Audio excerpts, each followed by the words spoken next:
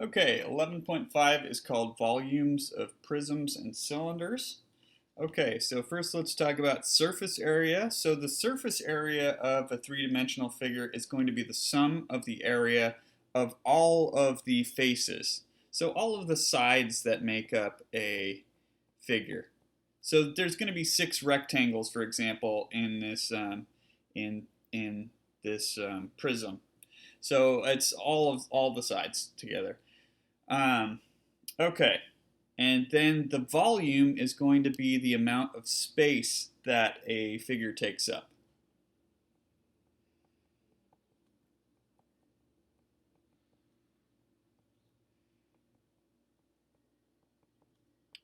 Okay, so on this first example, you've probably done a lot of problems like this, and what a lot of people will do is they'll just multiply all 3 numbers together.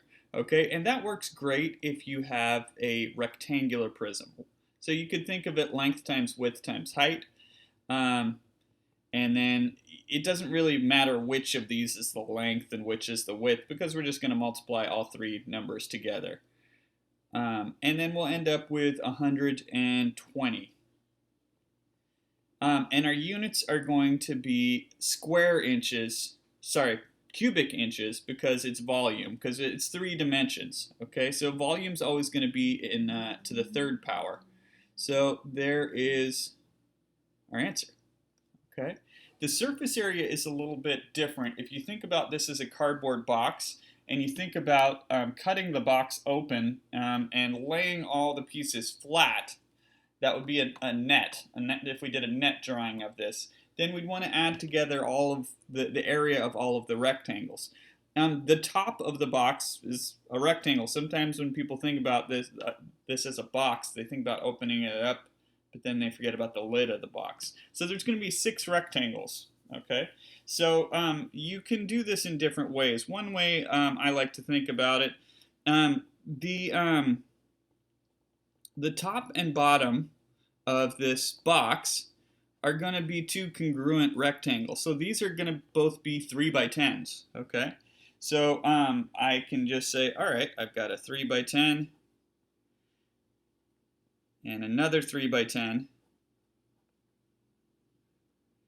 So there's the area of both those rectangles, right?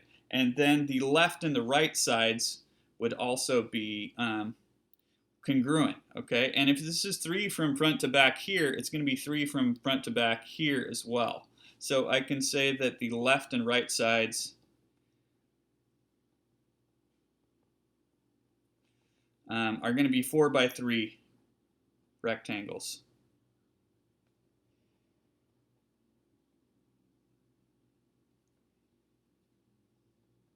Okay, and then last but not least, I've got the front and the back. So the front and back are going to be 4 by 10s.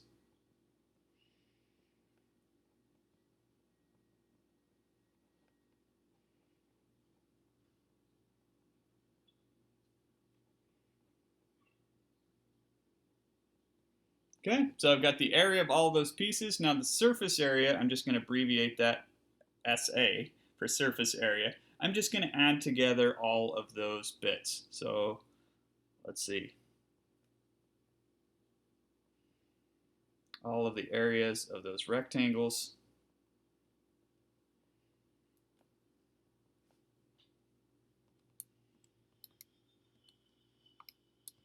And that puts me at 164.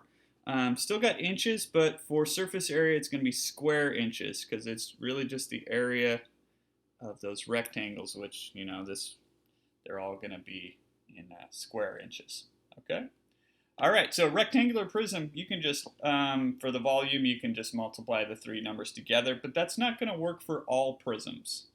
Okay, so next up, I've got a triangular prism. So here the base is a triangle, not a rectangle. So this is a little bit different. Okay, so finding the volume, I can't just multiply these 3 numbers together because I've got a triangle here to deal with. So what I have to do is I'm going to think about the area of the base times the height. Okay, so the base here, remember the base is going to be the figure that's repeated throughout throughout the three-dimensional figure. So if, say I wanted to, this is a loaf of bread and I wanted to give everyone in class a slice that's the same size and shape, I'd have to give everyone a triangular slice. I mean, I could give everyone a rectangular slice, and then the person who gets the bottom slice would get the biggest one, and the rectangles would get smaller and smaller as you get towards the peak of the roof there. But I could cut it sideways like that, give everyone a triangle that's the same size and shape. Okay, so I want to find the area of the base, so you know, the area of the triangle, and then I want to think how many slices would I get. Well, let's just say each slice I'm slicing them at 1 centimeter, then I'd have 10 slices. So there's two things I need here. I need the area of the base, and then I need what's called the height. And the height is going to be the distance between the two bases. Okay, so let's check out this triangle. So we've got for the triangle,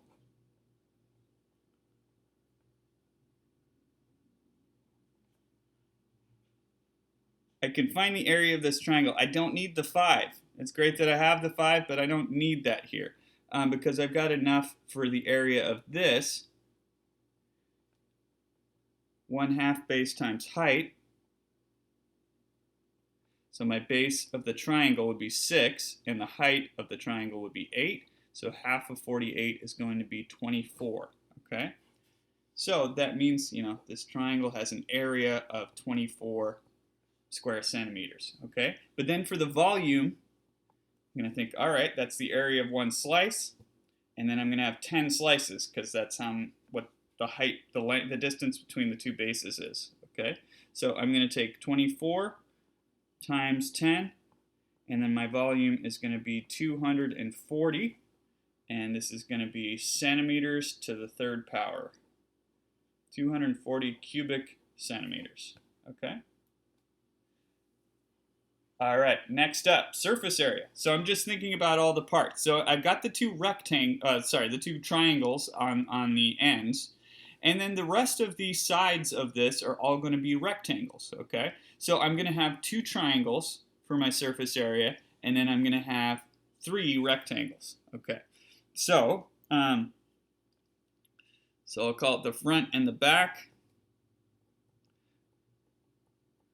Are going to be my triangles, and I already found the area of the triangle up here, right? It's 24. So I'm not going to redo that work. I'll just use that from part A. Okay, and then let's think about the floor. If this is a tent, the floor of the tent would be 6 by 10.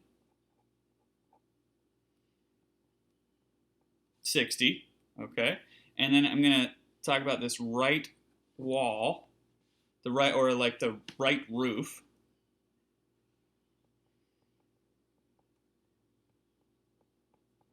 Okay, that's going to be 10 by 5.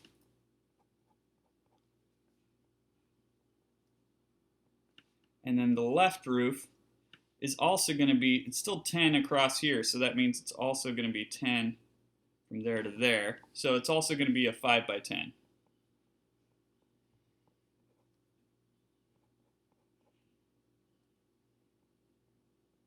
Okay, and then I'm just going to add together all of these areas for the total surface area.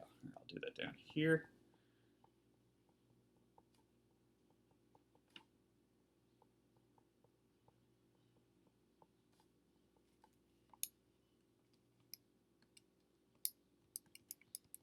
Okay, and I've got 208, and this is going to be square centimeters because we're talking about area. So volume's always 3rd power. Area is always going to be 2nd power. Okay. All right, on to the next page.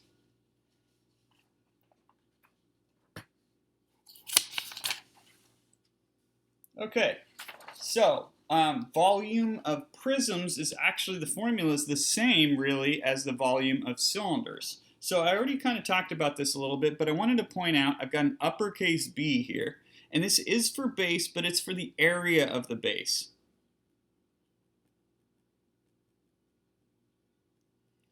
So that uppercase has a significance, and then h is going to be the height.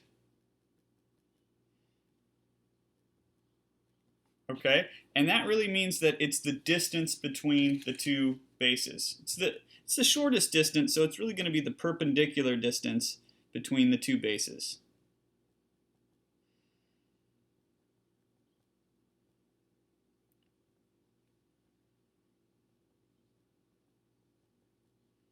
Okay, so that works for prisms and cylinders. The only difference is how you'll get the area of the base. So if we're looking at a cylinder here, the base is going to be, the bases here are circles. Okay, so if we're thinking about the volume formula for this, well, it's the area of the base times the height. It's just the area of the base is going to be pi r squared, because that's the area formula for a circle, right? So there is a formula for this, pi r squared h, but you don't really need to memorize that as long as you remember it's the area of the base times the height, and assuming you know how to get the area of a circle, okay? So finding the volume here, pi r squared will give me the area of the base. The height is the distance between the two bases, so that's going to be 7 here, okay? And my radius is 3. Okay? So then let me simplify this. This would be pi times 9. You're just squaring the 3, not the pi, right? So pi times 9, we'd usually write that as 9 pi. And then multiplying that together, we've got 63 pi. Okay, you could leave your answer in terms of pi. And this is volume, so that's my exact volume. Okay, you could also do a decimal approximation depending on the scenario. So I'm just going to put 63 pi into my calculator. That's about 197.9 if I'm going to the nearest tenth. So those are equivalent. Okay, I usually go with the exact answer, but you could do a decimal approximation as well. Okay. All right, next up. So sometimes this is called a right cylinder, where it's standing straight up. But sometimes you will, not very often, but occasionally you'll encounter a cylinder that is not standing straight up. It's on a tilt, and this is called an oblique cylinder. Oh, and I forgot to find the surface area from the last problem, but yeah, this one is oblique.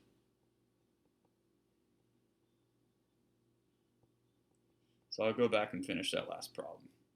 Okay, so we still want to find the surface area, okay? And if you think about a cylinder, this might be a little hard to see, but here's a piece of paper that's supposed to represent a cylinder, okay? So I've got the circles on both ends of this. So the circles are going to be two of the sides of this, the faces, okay? And then the walls of the cylinder are a rectangle, okay? So if you kind of cut open a cylinder along a seam, open it up, you're going to have a rectangle, and then you're going to have the two circles from the top and the bottom. Okay, so if I make a net drawing of this cylinder,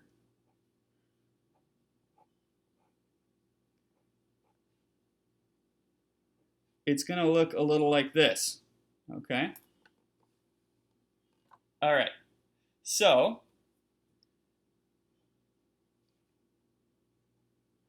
got 3 for the radius of both circles because they're congruent circles. Okay, 7 is the distance between the two circles, so that would mean this is 7.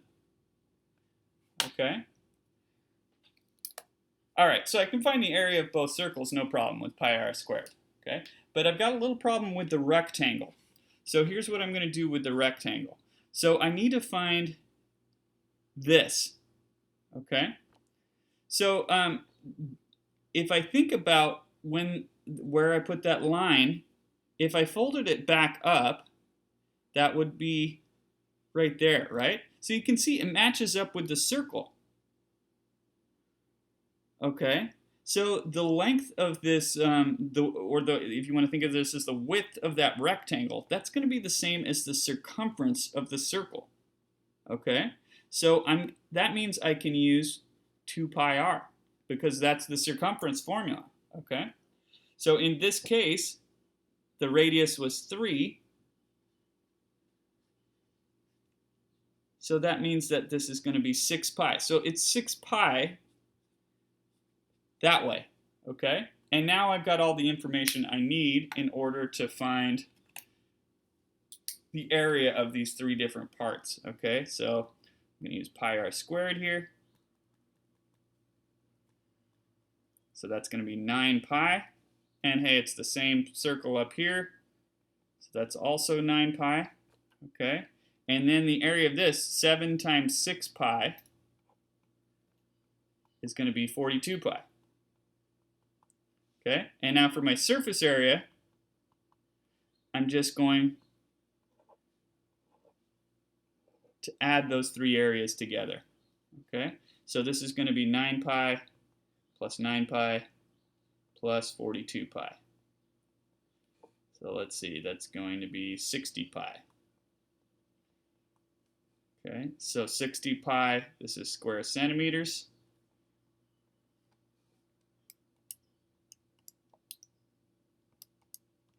Which is roughly 188.5.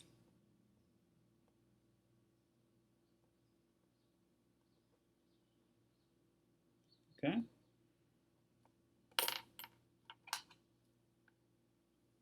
All right.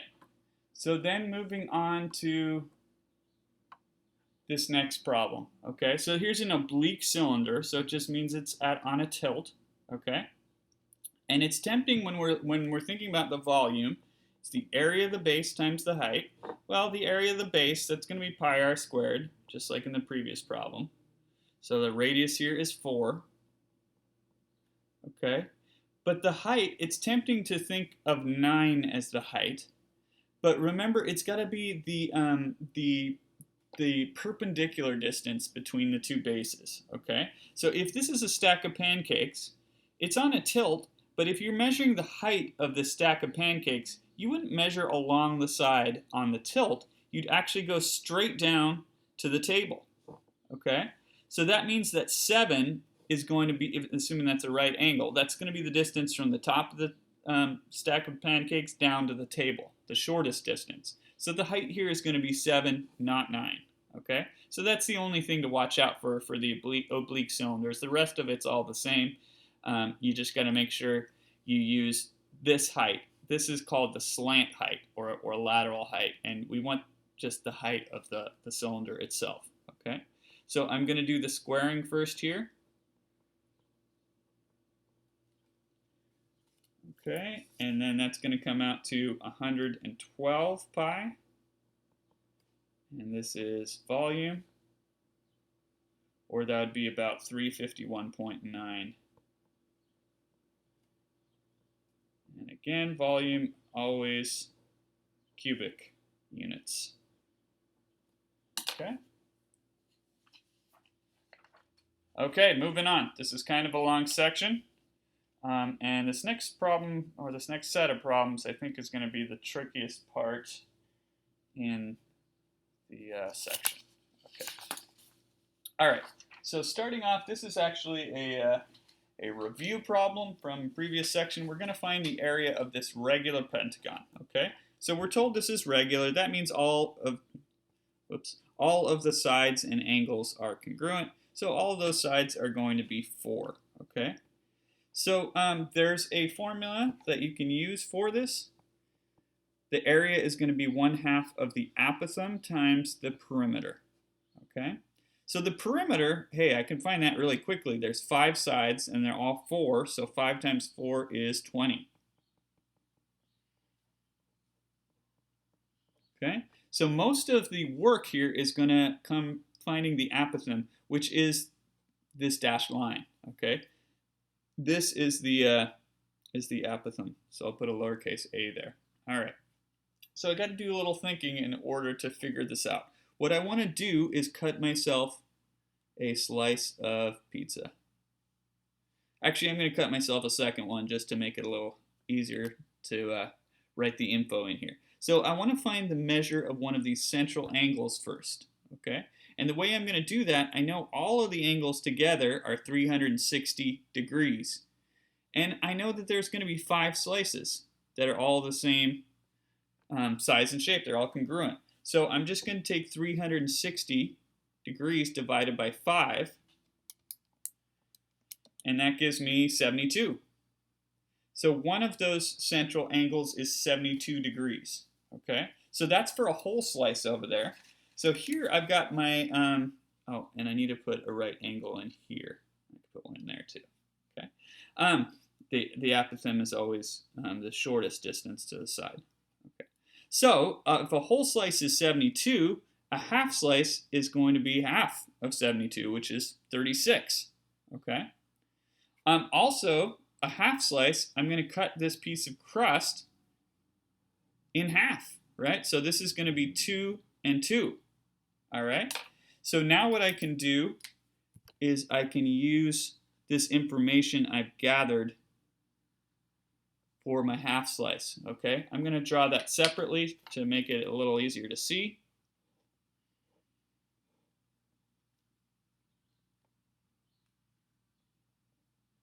Okay, there's what I have for my half slice. If I'm trying to solve for the apothem, hey, this is a right triangle, so I can use SOHCAHTOA.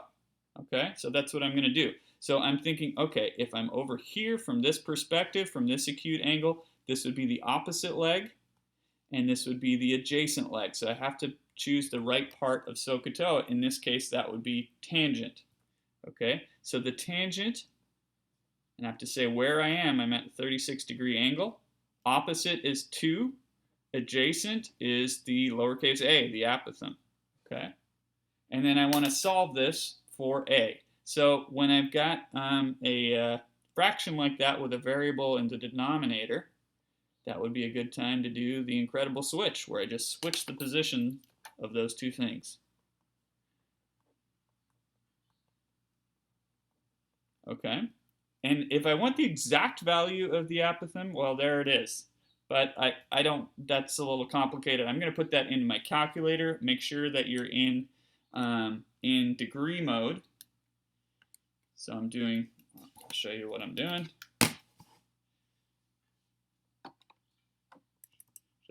Let me make sure I am in degree mode there. Okay. So I'm going to do 2 divided by the tangent of 36. Some calculators might have to do tangent 36 first, and then do 2 divided by whatever that is. So my apothem is roughly 2.76. Okay, so now I can go back up to here, and there was the apothem, okay? And that's rounded, so I'm going to change that to approximately that. And now I can find the area of this regular pentagon.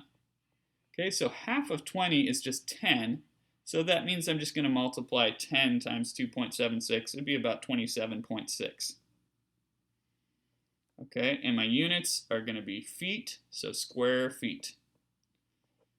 So there is the area of that regular pentagon. Okay, now that was all review, but that comes up in this section again because sometimes we'll have prisms where the bases are regular polygons. That's exactly what's happened here. Okay, so this is a regular pentagonal prism.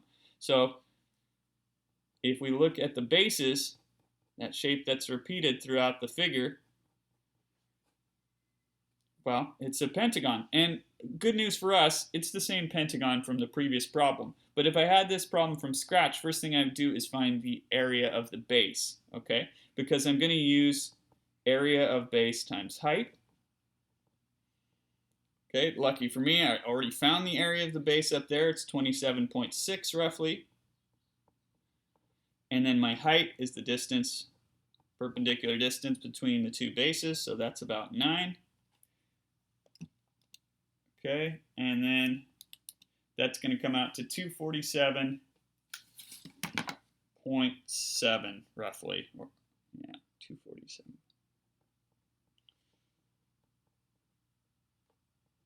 Okay, and this is volume, so I've got that many cubic feet. Okay, so you might see problems that are just like this, but you got to think about finding the area of the pentagon, which is sometimes pretty involved. Sometimes you have to use some trigonometry in order to find the area of a regular polygon. Okay, last page also has some review. So this next problem goes back a couple of chapters. It says these two figures are similar, and then we're going to find the area of the smaller figure. Okay, so these are similar. So what we can do is find the side ratio to begin with. Okay, side ratio, or that's sometimes called the similarity ratio. So the side ratio here, 15 and 20 are matching pieces. Okay, and I'm going to go ahead and reduce that. 5 goes into both of those, so that would be 3/4 once I reduce it. Okay, and from that, I can find the area ratio.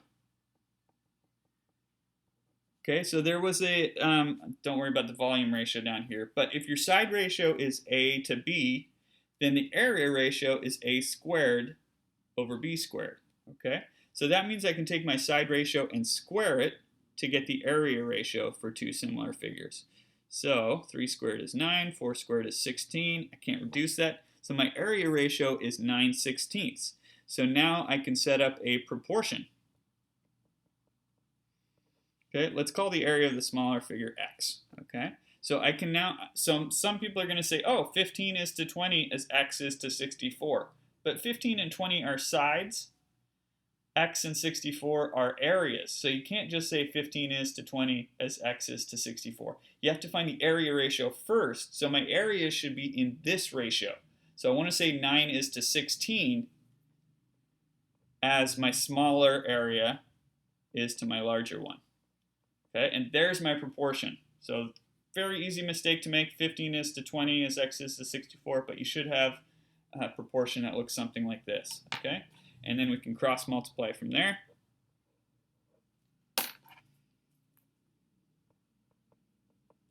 Okay, 9 times 64 is 576. And then I'm going to divide by 16. And that comes out to 36. And my units are square centimeters because that's the other area. Okay. All right. So there's a little bit of review. We never really talked about the volume ratio because we hadn't dealt with volume yet. But you can probably guess what's going to happen. If this is a over b, this is a squared over b squared. This would be a to the third over b to the third. Okay. So we're going to use this relationship in this next example, and this involves some volumes.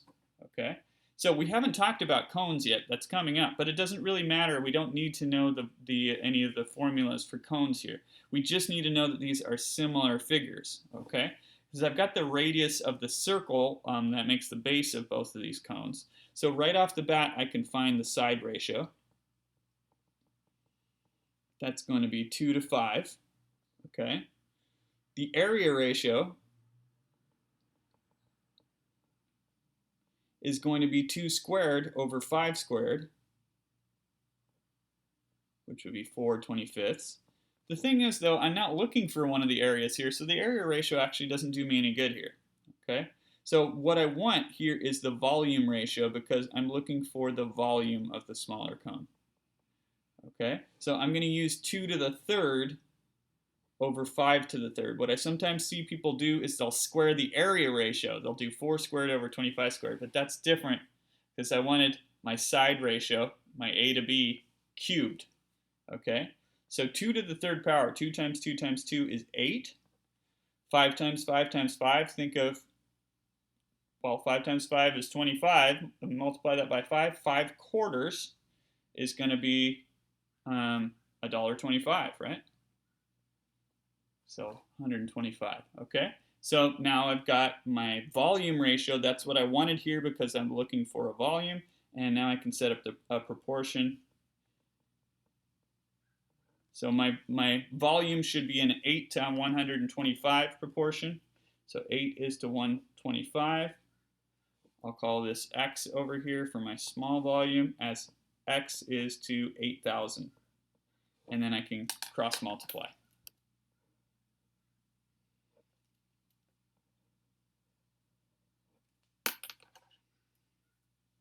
Okay, so 125x equals 64,000.